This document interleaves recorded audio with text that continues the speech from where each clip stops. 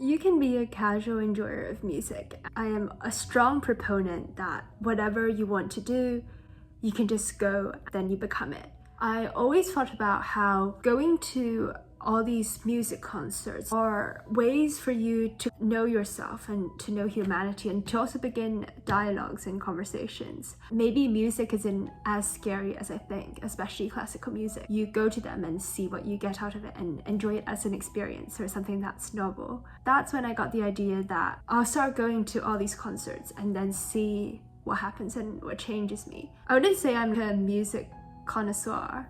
What I do think is that I've proven that you can just go to things without knowing much and keep an open mind and see what you get out of it.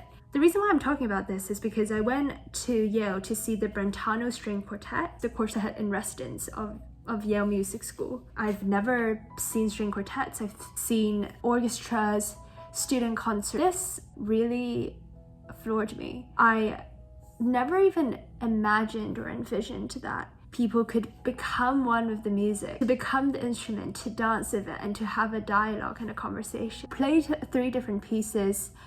The one that I was most apprehensive was the one called Machine Learning. I'll insert the program here. There's all these different pieces, and some of them I've never heard before. Well, most of them I've never really spent the time sitting here and listening to them. I think a concert really allows you to do, even if you don't know much about the context, is to look at what's happening, to feel all 5 of your senses on the emotions of the music. You look and see how people play, you hear the emotion, you can feel it. That has always been a part of why I go to these concerts, because it makes you think differently. You feel empathy, you try to imagine or envision in the world and whatever pops into your imagination. You could read up on the pieces beforehand, which I kind of looked at it, just a quick Google search would do.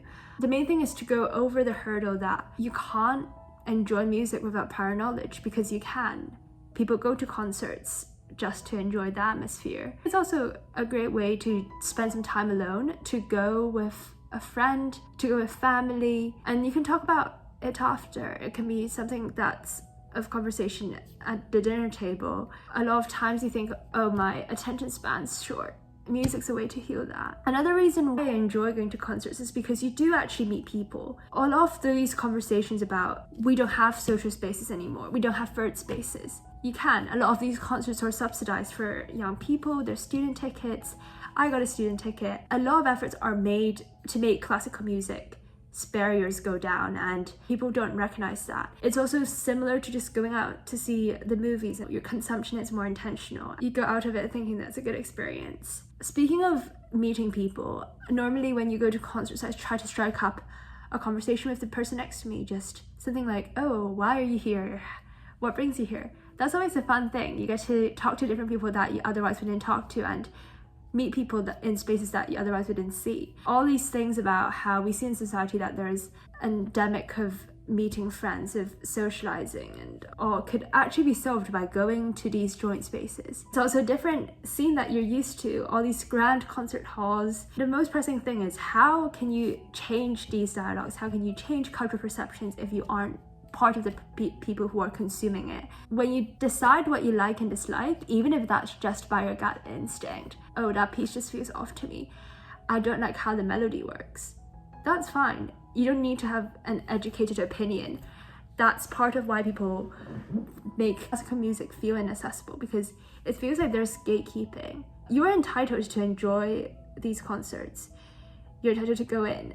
They want people to go in a sense, open to the masses.